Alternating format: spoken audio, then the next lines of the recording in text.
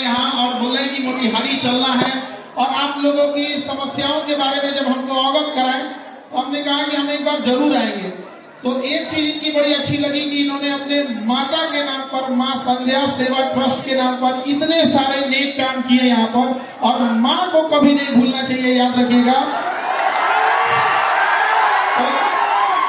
रंजन जी, आपको हम इस बात के लिए बधाई और ढेर सारी शुभकामनाएं। आप ऐसे ही ट्रस्ट के माध्यम से और नेक काम करते जाइए और अपने माता पिता का नाम ऐसे ही रोशन कीजिए और चंपारण की धरती का विकास आगे करते रहिए। जब हमें पता चला कि ये बहुत सारी गरीब लड़कियों की विवाह जो अपने यहाँ से, अपने ट्रस्ट के माध्यम से कराते हैं, अभी हमारे यहाँ आपके पुलिस डिपार्टमेंट में थे तो हमें पता चला कि हेलमेट लगाने के लिए लोगों को प्रेरित करना, ये छोटे छोटे चीजें जिससे आप समाज में बड़ा बदलाव ला सकते हैं यहाँ पर।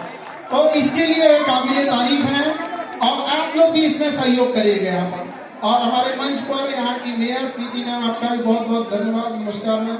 और यहाँ जितने लोग आप लोग आए हैं, कुछ न कुछ उम्मीद से आए होते हैं भाव। हम जब यहाँ आए तो जब देखे आप लोग की संख्या तो पहले ही बोले हम अनिकेत जी से कि इससे बड़ा हॉल है कि नहीं है यहाँ। इतना छोट में नहीं के हो। अच्छा, हमें तो बोल के जाते नहीं कि अगली बार आए तो एक से बोर्ड वाला मैं तो व्यवस्था करके रखिए, ठीक है। अनिकेत जी, हम इस बात का वचन देके जाते हैं, बहुत जल्दी हम दोबारा आएंगे यहाँ पर। अरे एक वक्त के लिए लगा ही नहीं कि हम कहीं दूसरे जगह आए हैं यहाँ पे। कसम बताते हैं, अगर कल क्लास नहीं रहता तो आज हम यहीं रुक जाते हैं। यहाँ पे अगला जो भी जगह होगा आप देखिएगा सर, गाड़ी में जाने एकदम वहाँ पे गाड़ी में जाना है हम लोग को। एकदम ठंडा में आइएगा। हम आपके शिक्षक जरूर हैं, लेकिन हम आपके चीजों को उतनी ही बारीकी से जानते हैं जितना आपका सबसे जिगरी दोस्त जानता होगा। इसलिए हम आपकी अच्छाइयों को भी जान रहे हैं, खराबियों को भी जान रहे हैं। इसलिए हमारे सामने होशियारी नहीं करना लोग। हमको यहाँ आने में लेट हो गया, क्योंकि हमेशा क्लास में हम दूसरे को डांटते रहते हैं, क्लास कैसे लेट हो गया। अब हमको क्योंकि पटना से आना था, हम ही को लेट हो गया। तो इसके लिए सॉरी आप लोग को, क्योंकि बड़ा लंबा सफर होता है यहाँ पे। और आप लोग का ये उत्साह और ये जुनून देख के लगता है कि गांधी ने यही जगह क्यों चुना था, ऐसा फील होने लगा हम लोग। तो ये जुनून को बचा के रखना है आप लोग को। देखिए, आप सब मिडिल क्लास से आ रहे हैं, आपने गरीबी को जिया है, किताबों में नहीं पढ़ा है।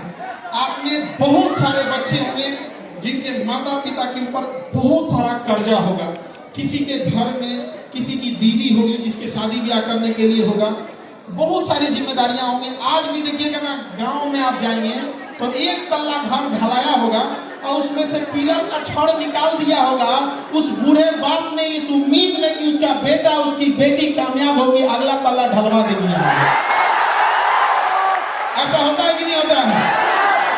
माँ बाप कोई बीमारी लिए रहते हैं, बूढ़े माँ बाप, लेकिन वो पैसा काट कर आपको दे रहे होते हैं पढ़ने के लिए कि मेरा बेटा मेरा बेटी कामयाब हो जाएगी ना, तो कामयाब हो जाएगा तो हम हमारा इलाज करा देंगे। वो इलाज के चक्कर में बीमारी तनीसा से बढ़ के ज्यादा हो जाता है। होता है कि नहीं होता है? अपने आप से पूछ के देखिए, अगर उस माँ बाप का आप भरोसा तोड़ेंगे तो क्या भगवान भी माफ करेगा आपको? तो जब भी अगर आप गलत रास्ते पे भटके तो अपने बूढ़ी माँ की उस आंखों को देखिएगा जिसमें रोशनी अब कम हो गई होगी, लेकिन आपकी कामयाबी को देखने के लिए आज भी उसने अपनी आंख की रोशनी बचा के रखी है। उसका बेटा उसकी बेटी कामयाब होके आएगी। और वो दौर चला गया जब केवल कामयाबी पर पुरुषों का अधिकार था, महिलाओं ने दिखा दिया कि छीन लेंगे अधिकार अगर नहीं दोगे तो यहाँ पर। और हमने रिक्वेस्ट भी किया है, महामहिम बिहार के राज्यपाल साहब से भी कहा है, और यहाँ पर इतने राजनीति से जुड़े आप लोग हैं, आप लोग से भी और आप सारे युवाओं से भी कहते हैं, नशा तो एक समस्या है ये जिसमें आप लोग फंसते जा रहे हैं। एक और हमने सुझाव दिया कि जो दहेज में गाड़ियां दी जाती है उसका नंबर प्लेट गुलाबी रंग का हो ताकि पता चले इसके बाप का नहीं है कि नहीं है। अरे कम से कम लहरिया कट मारे तो कोई कहे कि बाप का गाड़ी नहीं है, तुम्हारे ससुर की गाड़ी है। से कहते हैं कि इस मुहिम को यहाँ से फिर से चालू कीजिए कि जिस तरह महात्मा गांधी ने चंपारण के किसानों के लिए यहाँ के घटिया कानून को बदल दिया था, दहेज जैसे घटिया चीजों को उखाड़ फेंकिएगा अपने यहाँ पर।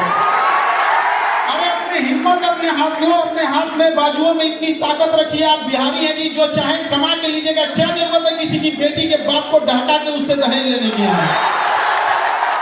अब सामने से जब दहेज मिले तो ठुकरा के रख दीजिएगा। आप कहिएगा कि हमने इतना माँ बाप ने शिक्षा दिया है, अपने गुरुओं से इतना हमने आशीर्वाद प्राप्त किया है, और भुजाओं में इतनी ताकत है कि जो चाहे दिला सकते हैं। सम्मान से रखेंगे, चाहे एक ही रोटी खाएं, सूखी रोटी खाएं, लेकिन सब अपना सम्मान से समझौता नहीं करेंगे। हम सबके घर में आप देखिए, हम तो वो बदनसीब है जो हमारे घर में बहन नहीं, तो हमें बड़ा ताना मारा जाता था कि बहन उसी को देता है ऊपर वाला जो उसे पालने की औकात रखता है। तो हमने क्या किया ना, रक्षाबंधन में दुनिया में सबसे ज्यादा राखी हमें बांधी जाती है, और हम खुशनसीब है कि पूरी दुनिया में हमसे ज्यादा राखी किसी को नहीं बांधी जाती होगी। और जब राखी बंधवा लेते हैं ना, तो वही राखी लेके उठता नहीं है हाथ, और छत पे जाते हैं जब अंधेरा हो जाता है तब, और उस ऊपर वाले की ओर देख के थोड़ा चिढ़ाते हैं, का हो